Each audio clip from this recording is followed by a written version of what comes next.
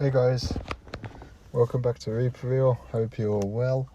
And just start off, if you could please like and subscribe to the channel. It does help, and I can make more content if I'm seeing people are liking what I'm putting out there. And I hope to share a lot more stories I find.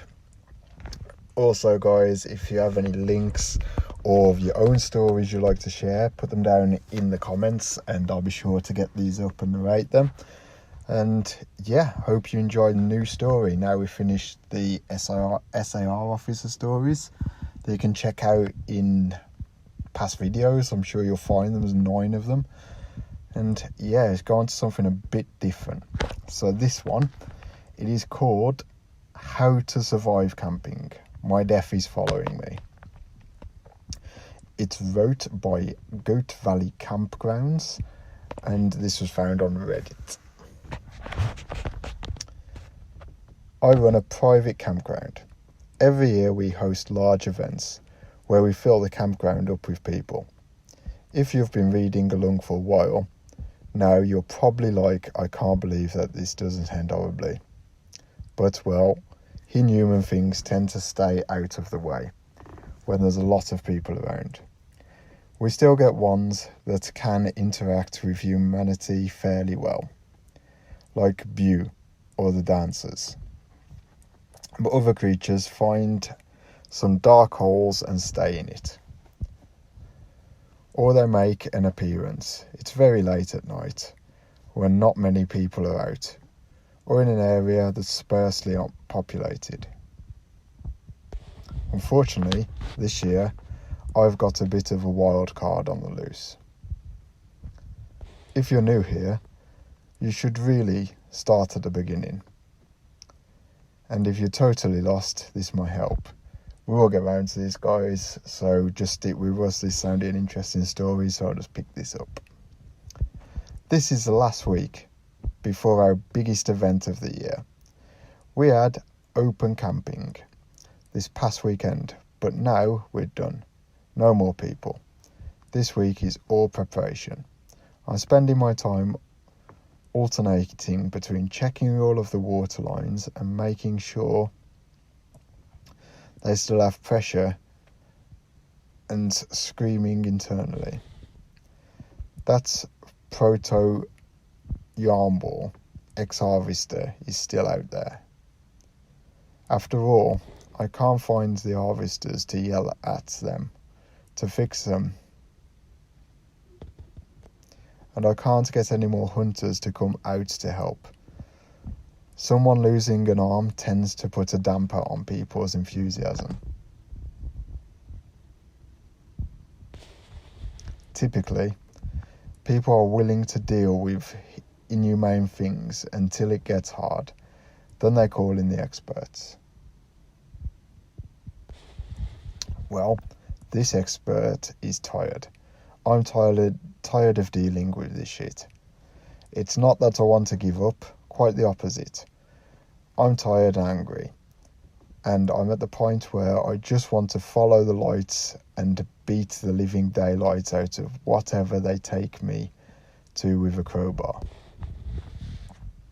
I think my brother realises that I'm fed up because he invites me over for dinner recently. I showed up at the time he suggested and found that he told me to arrive an hour early.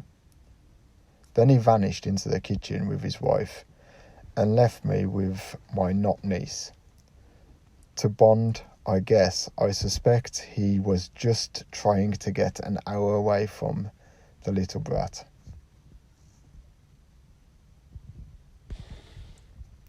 They still don't have a babysitter, but your infant kidnapped by a cannibalistic horse makes you a bit anxious about leaving it with a stranger, I guess. How is my real niece doing? I asked quietly. Once it was just the two of us. How should I know? She snapped. Can I just say it's really disconcerting to have an infant in a diaper talking like a grown adult. Some real uncanny valley shit going on there. Come on, I don't believe for an instant that you fairies don't check on each other. She grudgingly admitted that they did. After all, since I seemed to want to get her killed, what with dragging her along when the beast was after me and all. She was anxious to know when she could return home. My niece was making progress. She said this a bit reluctantly. I prodded for more information. Well, she's still eating people, the changeling admitted. How the hell is she getting across and access to people to eat them? Look, I'm just a changeling. They don't keep me informed on everything that's going on. I'm only get the rumours. But no one seems concerned, if that's any consolation. It wasn't. It really wasn't. So, my niece still has cannibalistic tendencies. That's great. They've only got, a little under 5 years to rehab her? And what about you? My not niece asked, her eyes glittering. How are you doing? I hesitated. You can't really lie to a fairy. I mean, you can, but they'll know. It's rather pointless. I don't know, I said quietly. You need to figure your shit out. Because I don't really care to live on that land. I didn't sign up for that kind of bullshit. You know my job is bullshit? She stared dead-eyed at me. Absolutely. Thankfully, my brother called us in for dinner. At the point, we did not talk about the campground. It was just pleasant conversation, and no one wanted to ruin it. It felt odd to be sitting there, listening to my sister-in-law talk about her job, and my brother talk about his. We talked about things going on in town, and other boring, mundane topics. I can't say this is a familiar experience for me.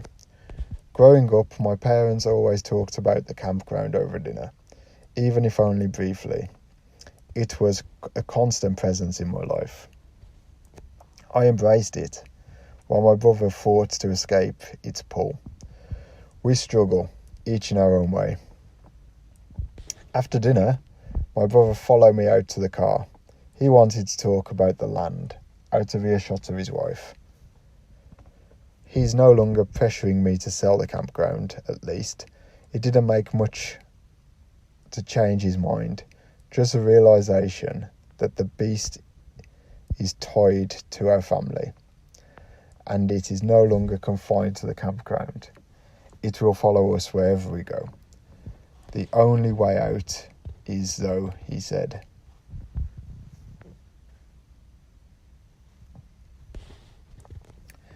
I think Mom knew more than she let on, he said grimly. I think so too. We stood there in silence for a bit, enjoying the night breeze. It's been so hot lately, and the only time the outdoors is actually enjoyable is after sunset. I spent more time with Dad than you did, he continued. Dad once told me that Mom tended to keep secrets. He learned to accept that. This isn't a surprise to me. Look what she did as a teenager. After all, of course she felt she had to keep certain things to herself. You think she knew things she didn't write down in the journal? I asked. Absolutely. Then how do you figure that out? Retrace her steps, I guess. Into the woods, I couldn't help but feel frustrated. Haven't I been doing that? I found all the secrets of this land, but one, the heart. Is this as far as my mother made it, before she died at the hands of the little girl? Or is there one more thing that she knew and didn't share with anybody? There's no way to ask her. She isn't in the mass grave, held in the place by frost. She isn't anywhere. She's just gone. Surely her death was an accident. Surely she wouldn't have left us like this, ignorant and alone. I rubbed at my eyes with the back of my hand. Tyler pretended not to see me crying. We didn't get to talk any further. My phone rang. It was one of my employees calling to tell me that they had spotted the worm. Yes, that worm. The worm that slurps your insides out like your meat slushy. Rule number 6. If you wake and something is already in your tent, lie very still and say nothing. Do this until it leaves, no matter what it says to you.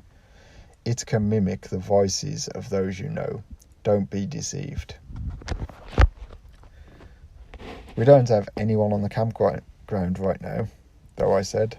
Right, it's just laying there. The worm is pretty low on my list because it's hard to find. My heart sped up at the thought of what it was before me. It was an opportunity. I told my employee to keep an eye on it, but to also keep their distance. Then I asked Tyler to make a call to the fire station for me and ask them to get their truck out to the campground. If we had a truck on hand, I felt we could extinguish any fires before they got out of control. And since there weren't any campers on the land at the moment, there were no risk of bystanders. That's right. It was time to break in my new shiny flamethrower.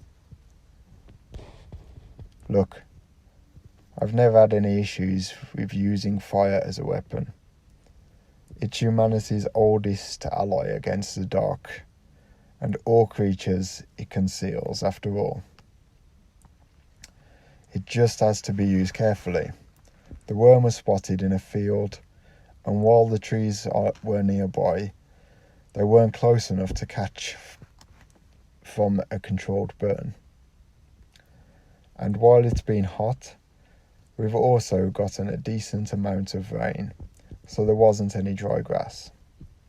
Conditions were good. I was excited about the prospect of crossing this thing off my list. I got there as fast as I could and pulled the four-wheeler with the flamethrower out of the garage. The fire truck had already arrived and was waiting along the road. My employee still had the line of sight on the worm. Everything was in place. I just had to go over there, hope it wasn't faster than I expected, and torch it. I stopped the four-wheeler a short distance away. The worm was indeed laying out in the middle of the field. It appeared black in the darkness, and its multitude of mouths shone in the dim moonlight. Every now and then, its body fluttered, like it was trying to move. Was it stuck? My heart hammered in excitement. I couldn't believe my luck. I crept closer, holding the flamethrower to the ready. The worm was making this odd noise, a sort of flapping. Perhaps it hadn't latched onto anything and didn't know what words to say. It was just out here all by itself. Maybe it was even dying. I mean, there weren't any campers around right now. Nothing to feed off. And it did appear a bit misshaped, like its body was losing its internal cohesion. I was almost within range for my flamethrower. I couldn't believe how easy this was going to be. And then I realised I was staring at an empty trash bag, stuck on a branch. It rippled like a worm every time the night breeze blew. The shiny reflection of moonlight on the edges looked like the slits of mouths. I sighed and set the flamethrower down. The adrenaline I worked up would start crashing soon, and that wouldn't be very pleasant. I felt my neck ache with tension I'd been holding in already. It was quite a letdown, let me tell you.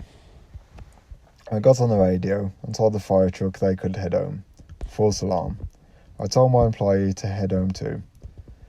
I don't run a nighttime patrol when there's no campers. We were done for the day.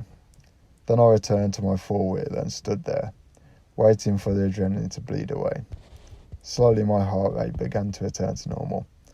I felt emotionally drained, like I would cry at any moment, and I'm not entirely sure that I was solely due to the adrenaline crash. There was just so much to worry about, and I was so hopeful that I could cross one of those things off my list. I started to list Leslie into the distance. There was something in the woods. I admit it took a moment to realise this. Something was moving between the trees. Lights floating up off the ground. For a brief moment, I assumed that they were just lights. You know, the ones you constantly yell about. The colour wasn't right though. They reminded me of candlelight, soft, warm glow, evenly spaced, floating a handful of feet up off the ground. I've seen them before. My death in the grey world. I remember someone grabbed my arm there at that last minute, when I was at the end of my strength and about to fall off the ridge, down to die in the dust, just as Matthias said. Someone grabbed my arm and pulled me to safety. They saved me.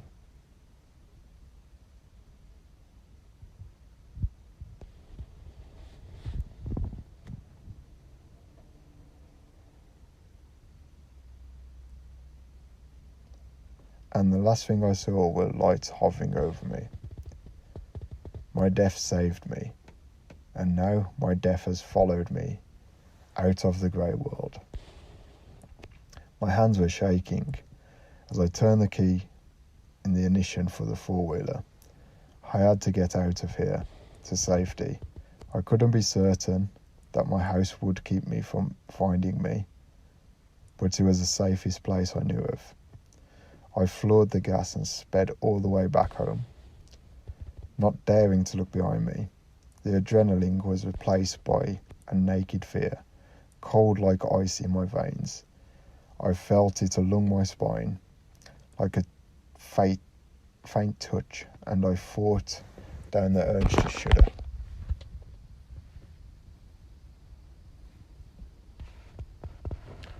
I reached the garage and I hastily parked the four-wheeler and hurried inside.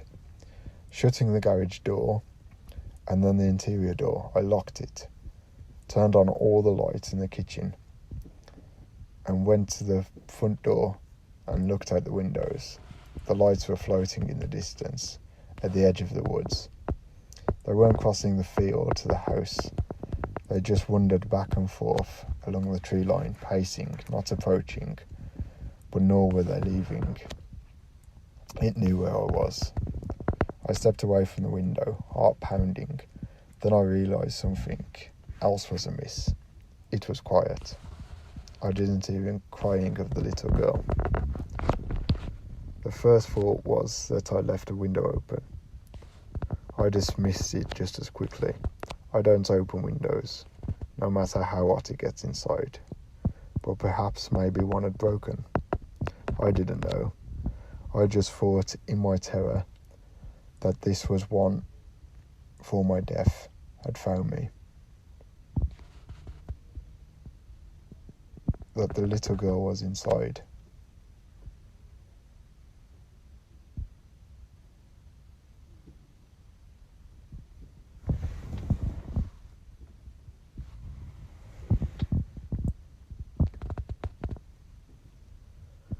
With shaking hands, I drew my knife and went from room to room, flipping on the light switches, searching for an intruder. I didn't know what I'd do if I found her. I just had to try. I couldn't leave, not with my death waiting out in the woods. So, that's part 1, guys. I hope you're enjoying that. It seems a bit hard to follow, but I'm sure we will get there. If you enjoyed that so far, please like and subscribe, and I will try and get a part 2 of this up tomorrow. And thanks for listening.